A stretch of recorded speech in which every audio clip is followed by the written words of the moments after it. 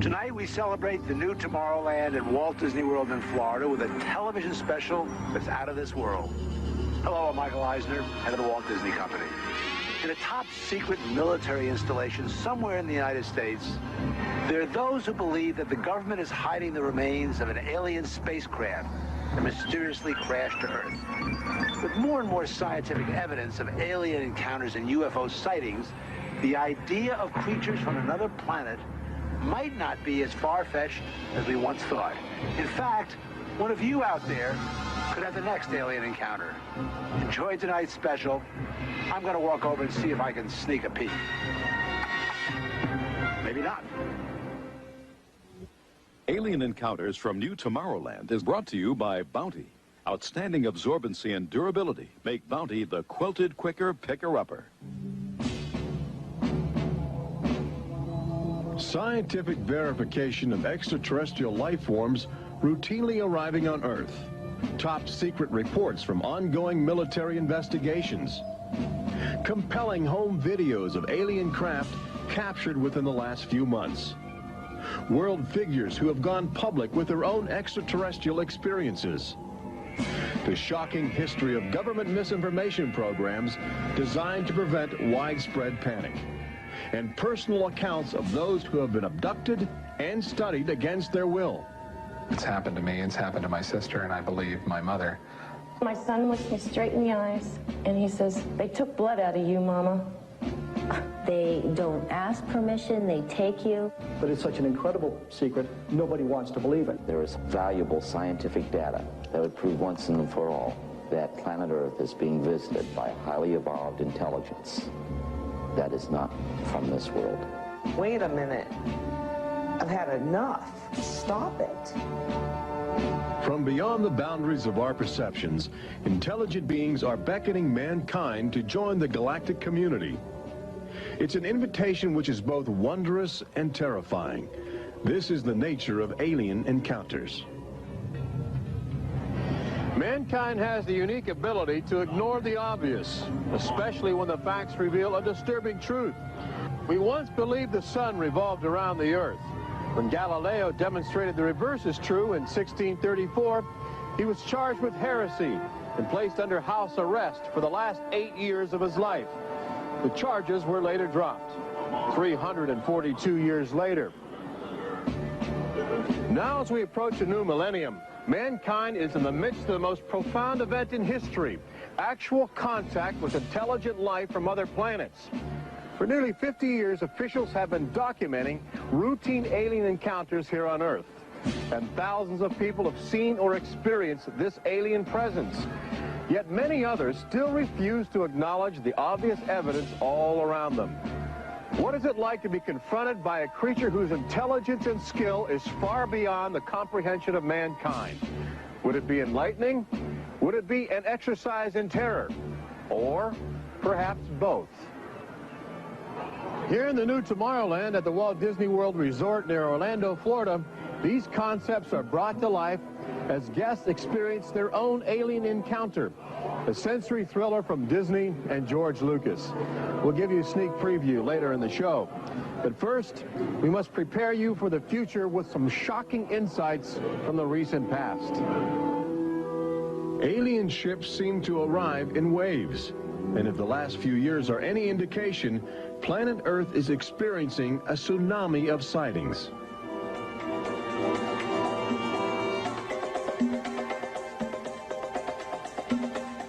Mexico City, 1992. If you were arriving from outer space, this would be your first stop. It's the world's largest metropolitan area, easy to spot from a distance. Saucers arriving here have an affinity for military helicopters. This one was caught stalking a squadron during a national holiday celebration. Dozens of people videotaped the craft. Millions more just stared in disbelief as it covered 200 square miles of territory in a matter of minutes. Canada, 1991. In a residential area just outside Ottawa, this alien ship was photographed landing in what appears to be a prearranged site. UFO investigators claim the structure of this craft reveals a technology previously undocumented. This sighting is known as the Guardian case, named after the pseudonym of the photographer who wishes to keep his identity secret to avoid harassment from local authorities uncomfortable with the notion of alien intruders. For the last few months of 1994 and lately in 1995, Gulf Breeze, Florida has been ground zero for alien encounters. Especially during the day, extraterrestrial craft have become common ornaments in the uneasy skies. Over those dunes right there. There she is, right there. Oh my God. Residents of Gulf Breeze routinely aim their home video cameras at the horizon. More often than not, they capture an astounding alien display. Look, there it is. Right up there. Looks like an egg on top and an egg on bottom. You would think these alien sightings would be front page news. So why have they received almost no national attention? The answer is simple. For governments determined to maintain their authority, extraterrestrial contact is pure dynamite. They're beings from another planet. We don't know where they come from. We don't know what they're doing here. There's nothing we can do about it. Meet Captain Kevin Randall, retired Air Force intelligence officer, now a top investigator of alien encounters. Anytime a technologically superior civilization comes in contact with a technologically inferior civilization, the technologically inferior civilization ceases to exist. Not necessarily through conquest, not necessarily through invasion, but because the technology changes the underlying social structures of that civilization and it disintegrates. Those fears are reflected in a 1960 federally funded study by the Brookings Institution, which warned that public knowledge of alien life could cause civilization to collapse. So they began a policy of covering up and hiding the information, but they also began a policy of ridiculing, so that people who really see something are afraid to come forward. This isn't right to do the ridicule. I mean, a lot of people suffer. Retired Army officer Clifford Stone certainly suffered after he began private research into the UFO phenomena while still in the service. Well, I was given a lawful order while I was in the military to back off. I refused that lawful order. That resulted in me having to go to be psychoanalyzed, which kind of backfired on my command. But I was actually given a lawful order not to write to members of Congress without first getting it approved through my command, and not to talk to members of the media. Of course, I went out and violated all those directives simply because I felt they had no right, that I had a right. He also has determination. This collection of classified government documents represents years of determined effort by Stone to open the UFO files and offer fresh leads to investigators on the trail of the truth. It is not surprising that this book is making top military officials very uncomfortable. I think that some of the underlying concerns they have is the impact it will have on society as a whole if the information is ever released. But why have aliens chosen to visit our small blue planet, hidden on the distant fringes of an insignificant star cluster? Well, we invited them here. When we return, what is attracting alien visitors to planet Earth? Extraterrestrials take aim on America's military. A crashed saucer becomes a top-secret bombshell. The nation's capital becomes a cosmic crossroads.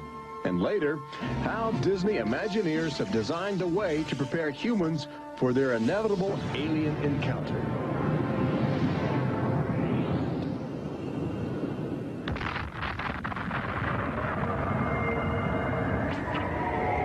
And I looked, and behold, a whirlwind came out of the north, and a fire enfolding itself, and the brightness was about it. Also out of the midst thereof came the likeness of 4 living creatures. And when the living creatures went, the wheels went by them. And when the living creatures were lifted up from the earth, the wheels were lifted up. For the spirit of the living creature was in the wheels. Ezekiel chapter 1. There have been reports of alien encounters throughout recorded history, often buried in the obscure poetry of mystics. But since the end of World War II, alien encounters have adopted a darker, more menacing demeanor. No longer just spirited lights dancing in the sky, UFOs turn more brazen, announcing themselves with surprising ferocity. Most alien activity on Earth in this century seems to have been sparked by the single most profound technological achievement in human history.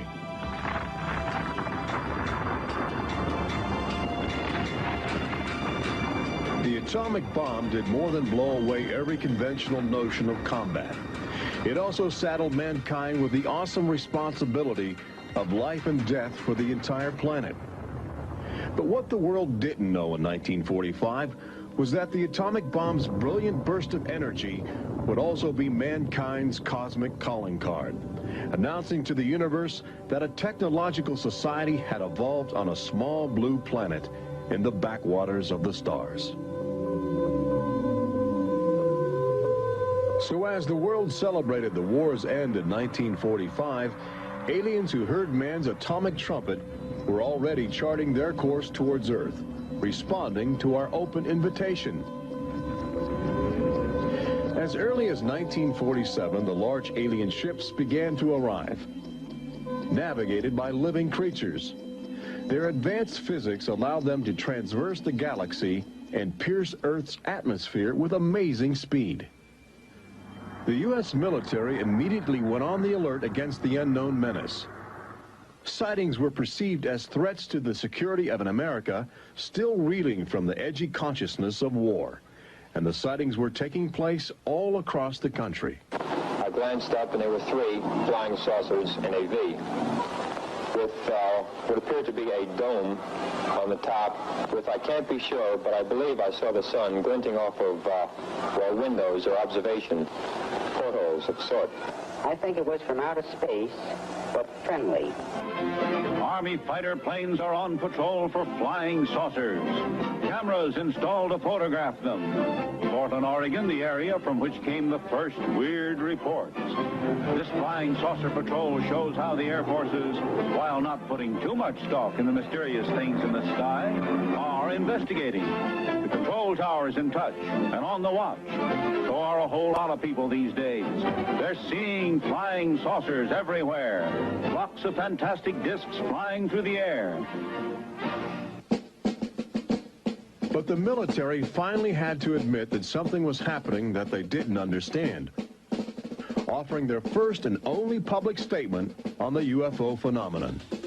The recent sightings are in no way connected with any secret development by any agency of the United States.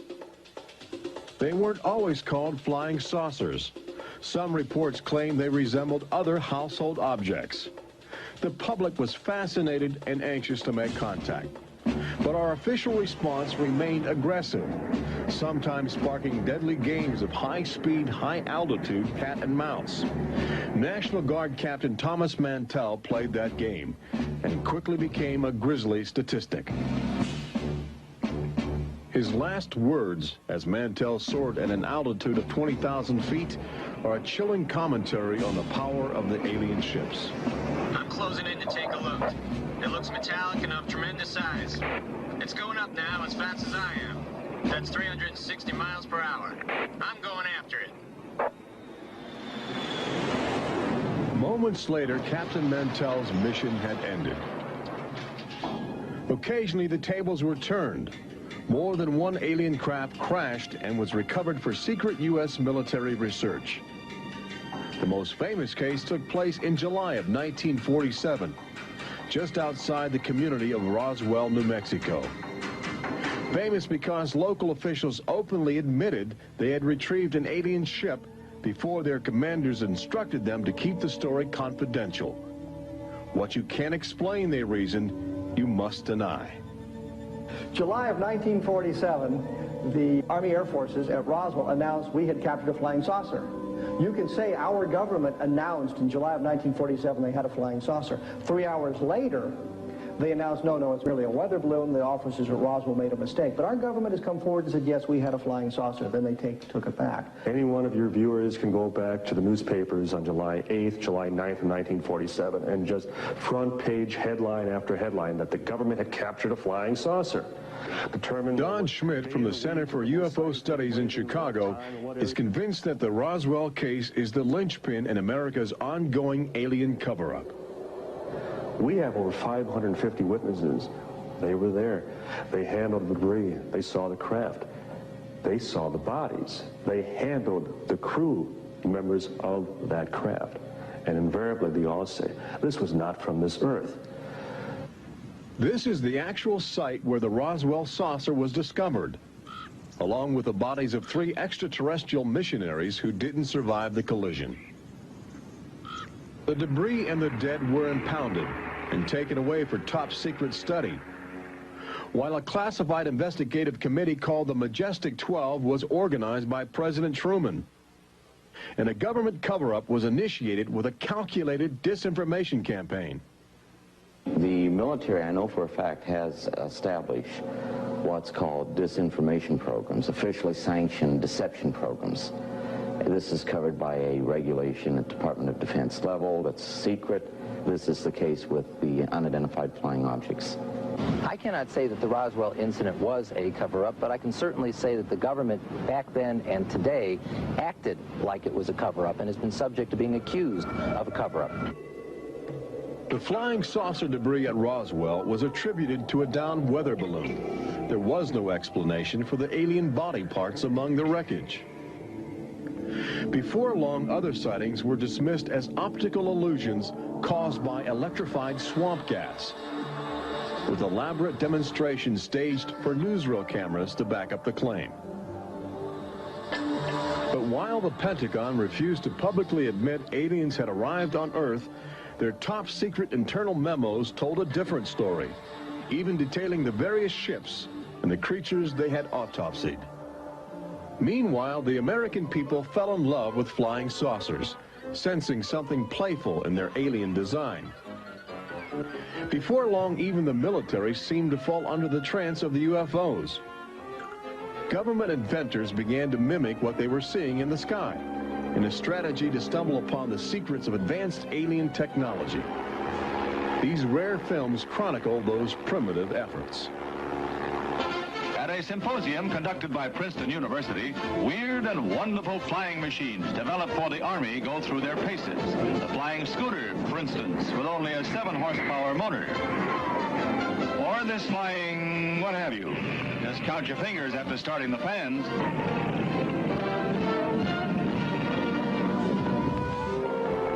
The naive attempts to copy the saucers began to look foolish, especially in July of 1952, when real alien ships were routinely buzzing over Washington, D.C., leading fighter pilots on frustrated chases lasting as long as 6 hours. It was the first time since the War of 1812 that our nation's capital had been successfully invaded by a foreign power. By the early 1960s, UFOs were having a chilling effect on our defense operations. Their tremendous speed often caused them to be misidentified as incoming intercontinental ballistic missiles, putting American air bases on red alert. There needed to be some way for the U.S. and the Soviets to distinguish between nuclear attack and alien visitors. The weapon is installed in the Pentagon, but it's a weapon of peace. This is the teletype that will operate at the U.S. end of an open line to Moscow. This link, it is hoped, will help avoid misunderstandings that could possibly trigger a catastrophe. Now, a president could be in touch with the Russian premier in a matter of seconds. The hotline between Moscow and Washington was set up so they could go ahead and make last-minute pleas that we're not attacking you and you're not attacking us.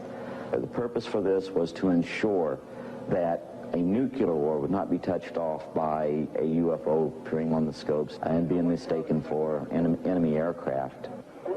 The hotline eased some international tensions, but it didn't halt the interaction between the military and aliens, which continues to this day. November of 1975, essentially every SAC base in the United States was visited by UFOs. we have reason to believe that the UFOs went ahead and had some effect on changing the codes within the missiles, within the launch control facility, to change where the missiles would hit. 1976, September, Iran, 2 F-4s tried to intercept a UFO and shoot upon a UFO. The weapon systems of the planes go dead. The communication systems go dead. These are just 2 examples of cases which sound like they came out of science fiction, but in reality, they're from government documentation. Documents released by the State Department. 3 main engines up and burning. September 1991. Space Shuttle Mission 48. Commander Clayton and his crew point their cameras at the planet's horizon for a live broadcast to Earth. Many viewers noticed an alien ship playfully cavorting around the shuttle at tremendous speeds. NASA still refuses to acknowledge the incident. But since that time, the space agency no longer allows public access to live unscrambled television signals from shuttle missions. Currently in 1995, the Federal Emergency Management Agency trains personnel with a manual that suggests techniques in communicating with extraterrestrials encountered in the line of duty. This document is in marked contrast to a federal law passed by Congress in 1969, which makes it illegal for any American to have contact with an extraterrestrial, punishable by a $5,000 fine and a year in jail. Ironically, both documents were composed by a government which refuses to publicly admit that there is intelligent life on other planets. Indications are that government, military, and scientific leaders will soon release nearly a half-century of official documentation of ongoing alien encounters on Earth. Perhaps they feel it would be too embarrassing not to reveal the truth before the truth reveals itself. But these FBI files acquired through the Freedom of Information Act outline nearly 50 years of UFO reports investigated by federal agents all across America. Overwhelming evidence that something sinister is at work. But look carefully. The torn pages, the ragged copies, the large areas blacked out in an effort to keep secrets locked away. If we are keeping information, which I am certain we are, from the American public on unidentified flying objects, then we're wrong. Government has an obligation to the people to tell the truth. No matter what that truth might be, the people have a right to know that planet Earth is being visited by a highly evolved intelligence that is not from this world.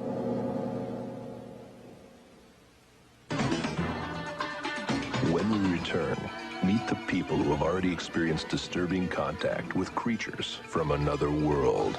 They don't ask permission, they take you. See how government is monitoring mutant life forms which have already staked their claim on planet Earth. And join Robert Urich on the fringes of the future in Walt Disney World's Magic Kingdom as Disney Imagineers prepare the public for their inevitable alien encounter. Encounters from New Tomorrowland.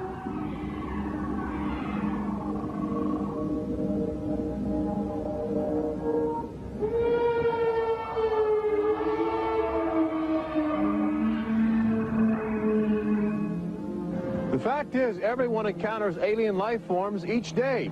We've just become accustomed to ignoring the evidence. We expect the first visitors from outer space to arrive in flying saucers. But there are new scientific suggestions that the microbiotic organisms, which routinely invade human bodies in the form of viral disease, may have extraterrestrial connections. These minute alien life forms may very well be the advanced invasion force, leading the way to test Earth's environment for more complex and determined creatures.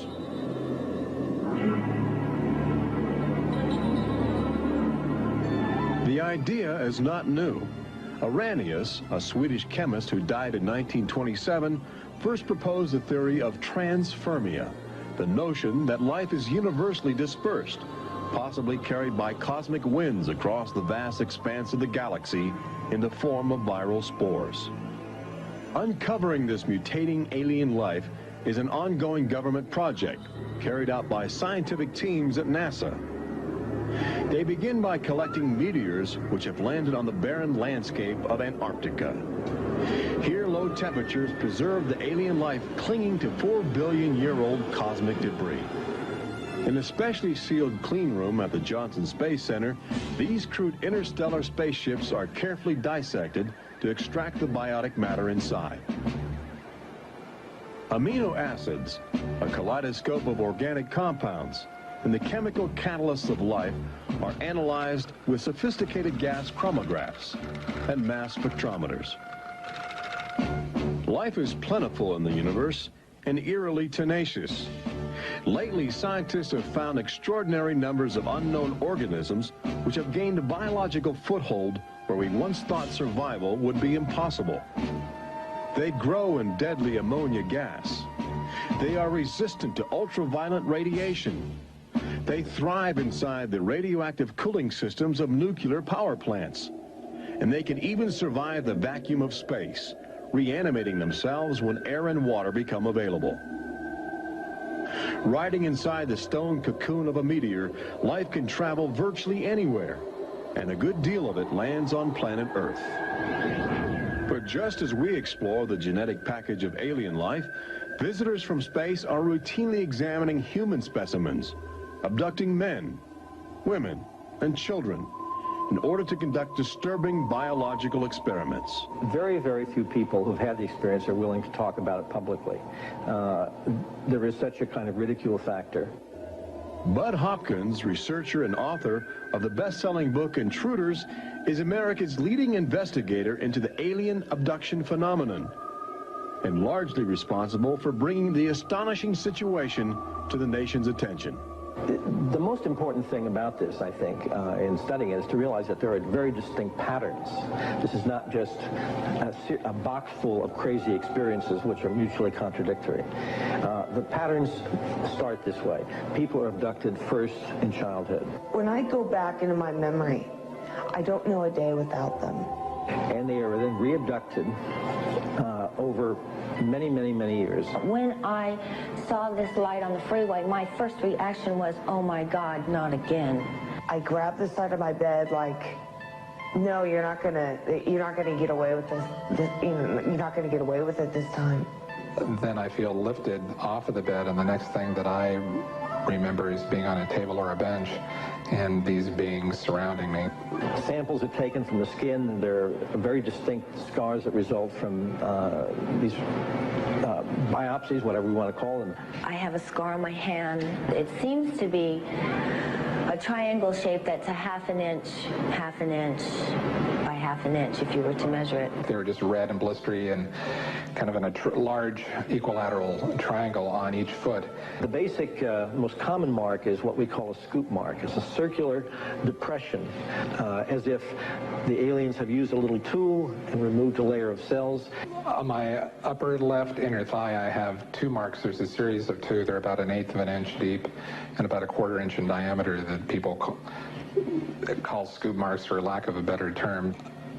Often an object is inserted in the nostril or behind the eyeball or in the ear, which we believe to be implants. On my shin, between my ankle and my knee, were two puncture marks. In fact, I hesitate to call them that because they were larger and deeper. They were like two holes drilled vertically along my shin into my leg. And that frightened me deeply because I have no idea how those got there. I could only speculate as to why they were doing that, although I do know that, bone marrow contains genetic material, blood. They're interested in who you are genetically. They seem to be desperate for our genetic material, our DNA, our particular genetic makeup, as if they have reached some point of, let's say, some point of no return in their evolutionary development, and they need to revivify themselves through something they can get from us, a more primitive and perhaps more robust species. People generally describe one particular type of figure as the basic alien type, which is a small figure, 3.5 to 4.5 feet tall, huge head.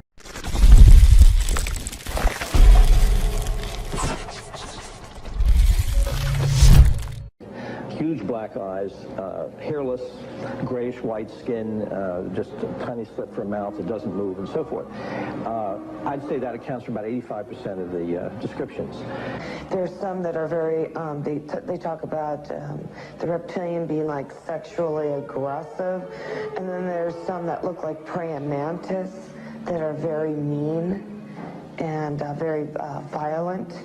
It is a violation of your body. It's a violation of your space. They don't ask permission. They take you. On this earth, when you are raped, when you are mugged, even if you don't see that person that is doing you bodily harm, you have somewhere to go. You can go to the police and at least give a report whether they do something or not. You have somewhere to go. But in this case, you have no one to talk to. You have no one to say, this has happened to me. I've been so violated. You don't even know. And you're not ready for this. My love life went to hell. My schooling went to hell. Everything went to hell. And it's terrifying. It's not fun. It ruins your life because you have nowhere to go. Twinkle, twinkle, little star, how I wonder what you are. Up above the world so high like a diamond in the sky. Makes me want to cry.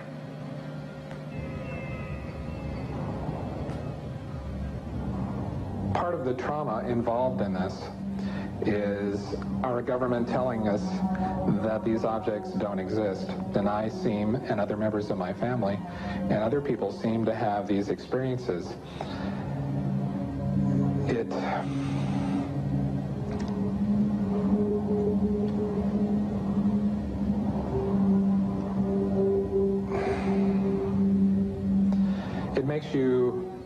It makes you doubt your sanity. The range of people who have had abductions around the world, because it is a global phenomenon, is just, it's a total range. I've worked with people who are of Oriental backgrounds, African-American background, Hispanics. I've worked with one NASA scientist, a research scientist, who is an abductee, a police lieutenant from the South, doctors, lawyers. I mean, I've had, incidentally, 7 psychiatrists come to me because of their own personal abduction experiences. The phenomenon affects people from all walks of life. And it has a dramatic effect on families. Debbie and Terry know firsthand. Both are ongoing abductees with deep concerns about the chilling connections between aliens and their children. I thought this was mental illness. Then my son started speaking about little airmen coming into his room and taking us up, and there was even one point where he said, "They took blood out of you, Mama." He wanted guarding all the time. He wouldn't go to bed at night unless I slept with him. He was angry. And the other thing is he started setting traps. One night my husband came home from work and there's these little colored stones all over the garage. And Dale, my husband, said, "What is this for?" And he says, "Well, this is when the airmen come, they slip and fall on their butts." The interesting thing about children is a sort of innocence about their perceptions. I will present these cards of different heads, and there's Santa Claus, Batman, policeman, a clown, Ninja Turtle, an alien. What we do is to see how the child responds when we get to the alien face, and it can be extremely moving because I've seen children just collapse when they see the drawing of the alien, crying, hugging their fathers or their mothers in terror. Well, she was 4 years old, and she was past bedwetting and all of that behavior. She was beyond that, and she'd never wet her bed. And when we moved to Banning, she started having nightmares every night and wetting her bed. And a couple of weeks ago, she had a bunch of scratches on her face, and she didn't have them when she went to bed. I said, "What happened?" And it was funny. The only thing I could get out of her was that she asked me, "Do aliens hurt you?" And I went, "What?" And a woman told me, for instance, that her little girl, when she was first able to talk, would tell her about these nightmares of what she called the bugs coming in the room. And they were big bugs with big eyes. And again, there were some physical marks, all the surrounding evidence suggesting abductions. At one point, the mother, a few years later, was getting out of the car with her daughter at a shopping mall, and the Goodyear blimp was coming over. And the little child said, "Mommy, look, don't you remember when you and I were up in that thing with the bugs?" The last time I had a session, in that session I actually saw Lexi being escorted by two small grays. And it was very upsetting to me. I could not handle the fact that my daughter was being subjected to something that I had no control over. And when I think you have no control over something, that you're so helpless, it's like your child's drowning or something, and you can't save them. I feel like I'm going to go crazy because there isn't anything I could do for my son. I know. One of the most interesting things, too, from a child's point of view, has to do with the fact that communication is telepathic. One little boy drew on some drawings he'd made for me of the aliens. He put on the side of the head, each alien head, a gigantic ear, just one. And his mother said, "What's that?" And he said, "Well, Mommy, I know they don't have ears, but I put that there because, you know, they can hear everything you're thinking." When we return, Robert Urich takes you to the new Tomorrowland in Walt Disney World's Magic Kingdom, where Disney Imagineers are creating extra terror, estrial excitement, preparing the public for cosmic contact with a virtual alien encounter.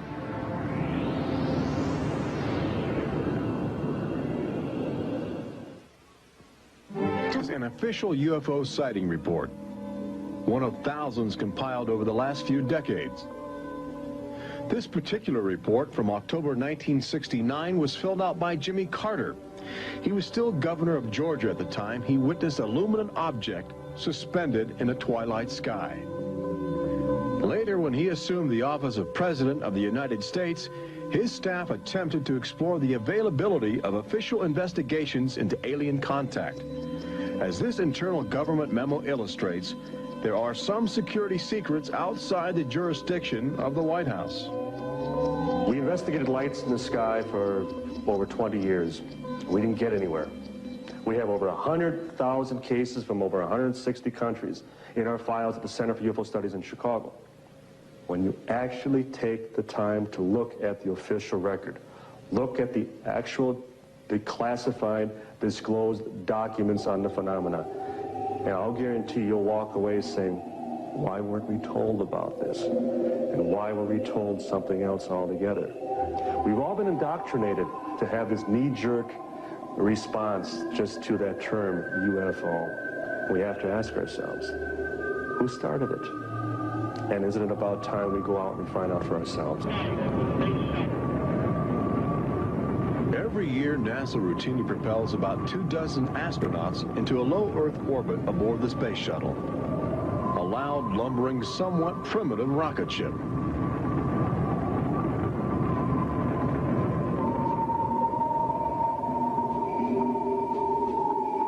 But most Americans will likely explore outer space aboard crafts of alien origin.